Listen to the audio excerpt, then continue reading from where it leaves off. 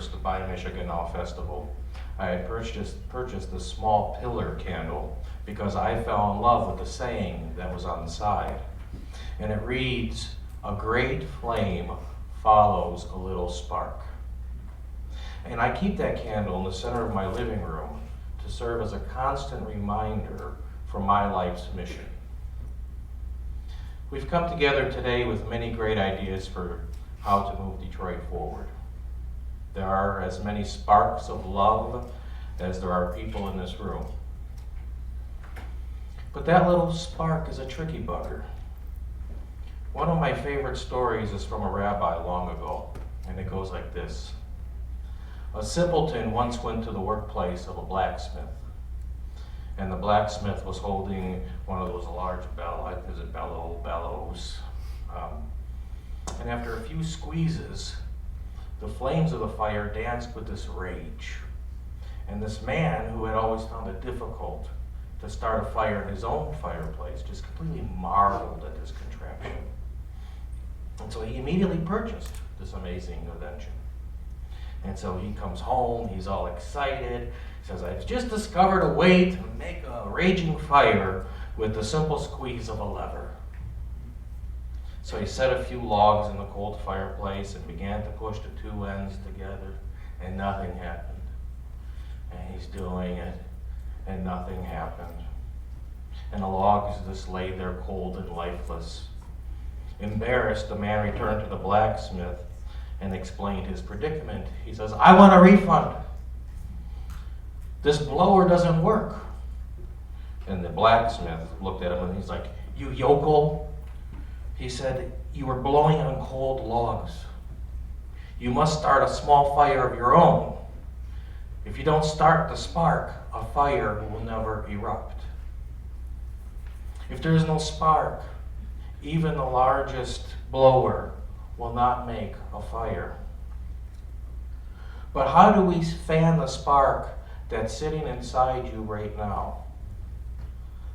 I say you start off with who you are, what you know, and what you have. You don't have to be someone great. You can be a simpleton like me. I would be that person. You simply need a heart and a vision.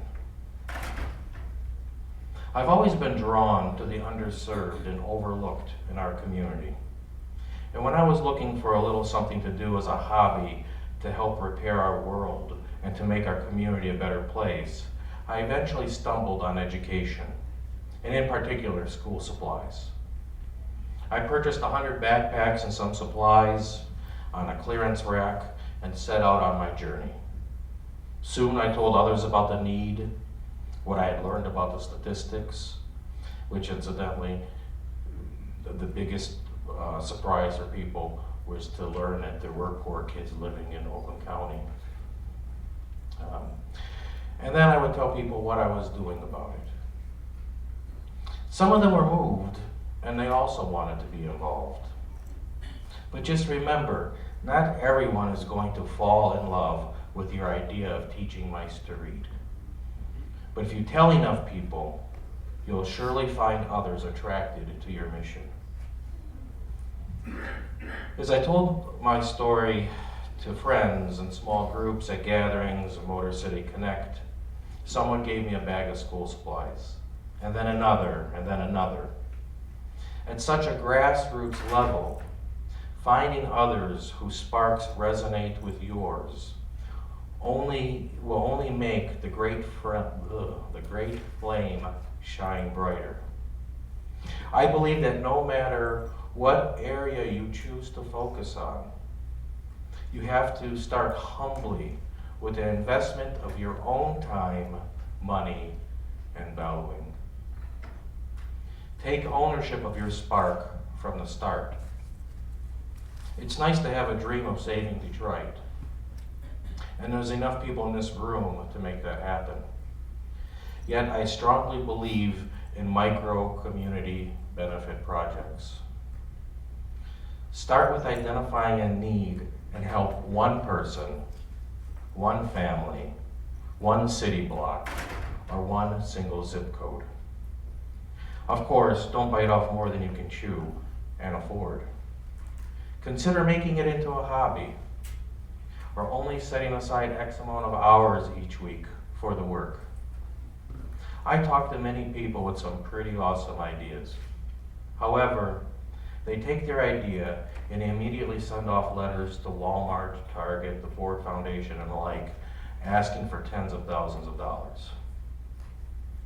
And their spark ceases to exist with their first rejection letter.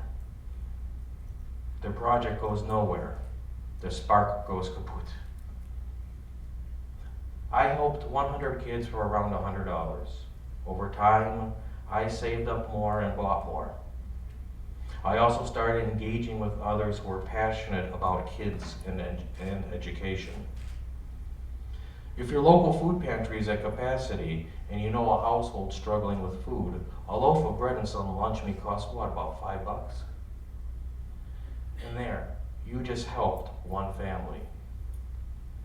Keep doing this as your time and resources allow, and soon you're feeding the entire block. And you slowly move on to the next block.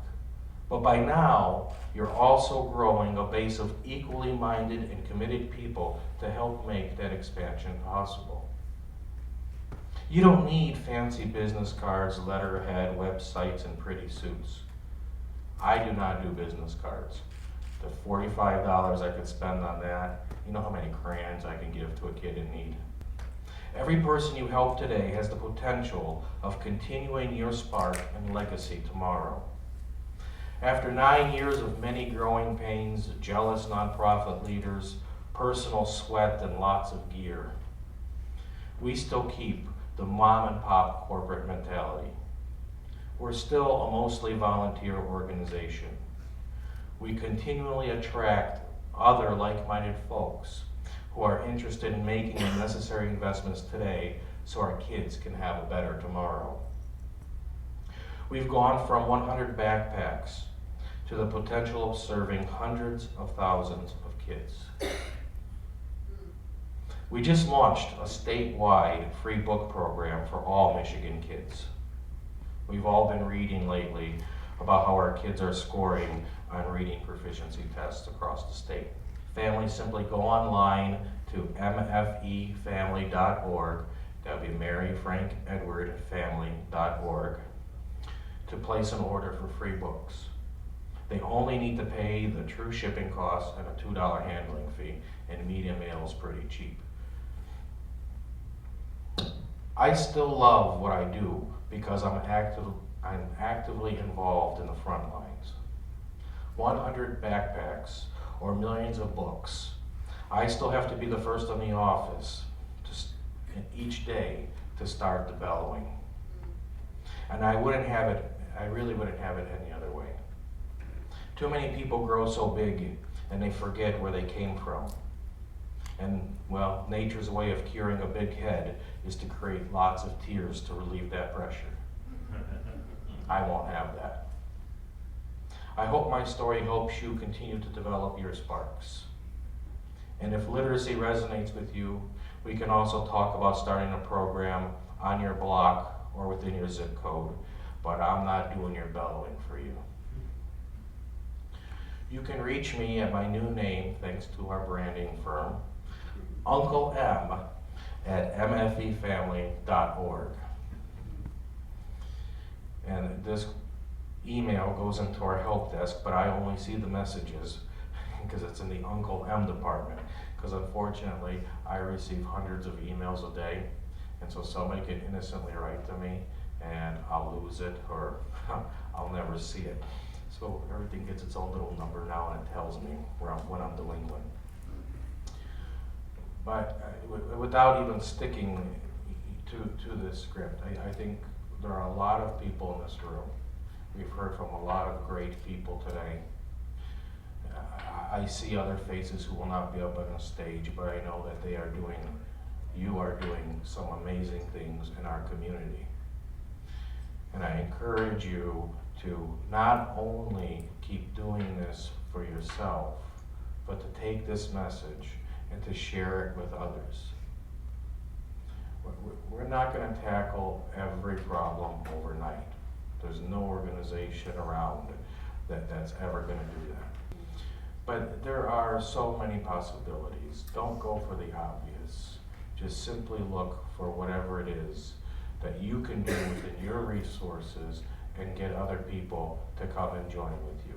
I appreciate you, every one of you, for listening to me, to hear kind of the story of my spark, and I look forward in the weeks and days ahead to seeing within social media how you are sharing your sparks as well. Thank you.